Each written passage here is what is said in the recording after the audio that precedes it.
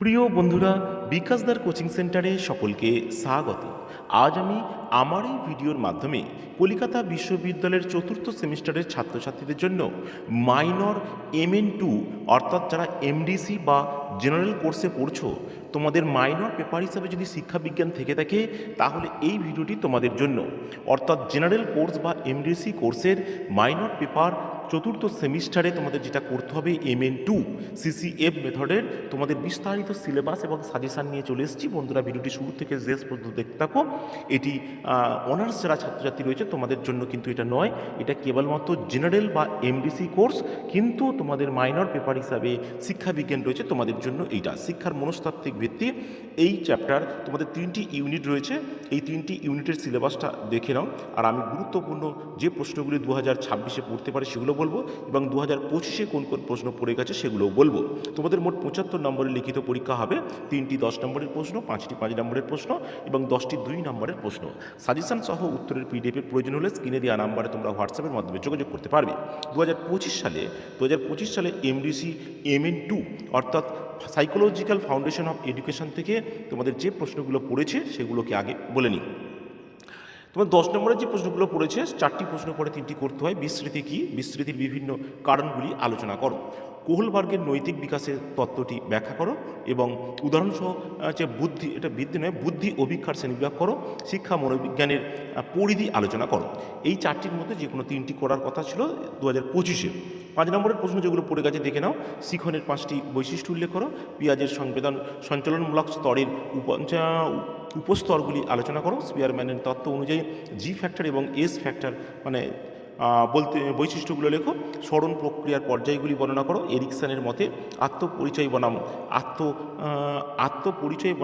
আত্মপরিচয়ের বিভ্রান্তির জড়ের বৈশিষ্ট্যগুলি বর্ণনা করো এবং শিক্ষাক্ষেত্রে বুদ্ধি ও বিজ্ঞার 5টি ব্যবহার উল্লেখ করো। 2 নম্বরের যে প্রশ্নগুলি পড়েছে 10টি থাকে, 10টি করতে হয়, এখানে কোনো অতিরিক্ত থাকে না। স্কিমা কী, শিখন কী, পেঁয়াজের মতে জ্ঞানমূলক বিকাশের স্তরগুলো লেখো। বুদ্ধির একটি সংজ্ঞা দাও। গিলফোর্ডের তত্ত্ব অনুযায়ী বুদ্ধির 3টি মাত্রা উল্লেখ করো। প্রাক্ষবিক বুদ্ধি কী, শিক্ষাশ্রয়ী মনোবিজ্ঞানের সংজ্ঞা দাও। ZPD বলতে কী বোঝো, ব্যক্তিত্বের সংলক্ষণ কাকে বলে, এটা যদিও 5 নম্বরের খুব ইম্পর্টেন্ট প্রশ্ন। থর্নডাইকের মতে বুদ্ধির বিভিন্ন প্রকারভেদগুলি উল্লেখ করো। এবারে 2026-এ যে প্রশ্নগুলি 10 নম্বর এবং 5 নম্বরের জন্য খুব গুরুত্বপূর্ণ সেগুলো বলছি, তবে 10-এর প্রশ্ন কিন্তু 5 আকারে আসতে পারে। 5-এর প্রশ্ন 10 আকারে আসবে না, কিন্তু 10-এর প্রশ্ন 5 আকারে আসতে পারে। আমি যে 10টি প্রশ্ন দিয়েছি, এই 10টি প্রশ্ন করলে এখান থেকে তোমরা 3টি 10 নম্বরের প্রশ্ন এবং অন্তত 2টি 5 নম্বরের প্রশ্ন অবশ্যই কমন পেয়ে যাবে। শিক্ষা ও মনোবিজ্ঞানের সম্পর্ক আলোচনা করো। শিক্ষা মনোবিজ্ঞানের গুরুত্ব লেখো। শিখনের সংজ্ঞা দাও। শিখনের বৈশিষ্ট্যগুলি সংক্ষেপে আলোচনা করো। স্মরণের বিভিন্ন প্রক্রিয়াগুলি কী কী, স্মৃতির উন্নতির উপায়গুলি ব্যাখ্যা করো। ব্যক্তিত্বের সংজ্ঞা দাও। ব্যক্তিত্বের সংলক্ষণের বৈশিষ্ট্যগুলি লেখো। পেঁয়াজের জ্ঞানমূলক বিকাশের বিভিন্ন স্তরগুলি লেখো। এরিকসনের মনোসামাজিক বিকাশের তত্ত্বটি আলোচনা করো। তত্ত্বটির শিক্ষাগত তাৎপর্য লেখো। সামাজিক বিকাশ বলতে কী বোঝো, ভাইগটস্কির সামাজিক বিকাশ তত্ত্বটি ব্যাখ্যা করো। স্পিয়ারম্যানের দ্বি উপাদান তত্ত্বটি সংক্ষেপে বুঝিয়ে দাও। থর্নডাইকের বুদ্ধির বহু উপাদান তত্ত্বের সংক্ষিপ্ত যে উল্লেখিত বৈশিষ্ট্যগুলি বর্ণনা করো এবং গিলফোর্ডের ত্রিমাত্রিক বুদ্ধির তত্ত্বটি ব্যাখ্যা করো। এই তত্ত্বের শিক্ষাগত তাৎপর্য লেখো। এই 10টি প্রশ্ন করলে এখান থেকে 3টি প্রশ্ন এবং 2টি 5 নম্বরের প্রশ্ন তোমরা অবশ্যই কমন পাবে। এছাড়া 5 নম্বরের আরও গুরুত্বপূর্ণ কিছু প্রশ্ন রয়েছে, সেগুলো দেখে নাও। মনোবিজ্ঞানকে আচরণ বিজ্ঞান বলা হয় কেন, শিক্ষা মনোবিজ্ঞানের প্রয়োজনীয়তা লেখো। শিক্ষা ও মনোবিজ্ঞানের পার্থক্য লেখো। শিক্ষা মনোবিজ্ঞানকে ফলিত বিজ্ঞান বলা হয় কেন, বিস্মৃতির কারণগুলি লেখো।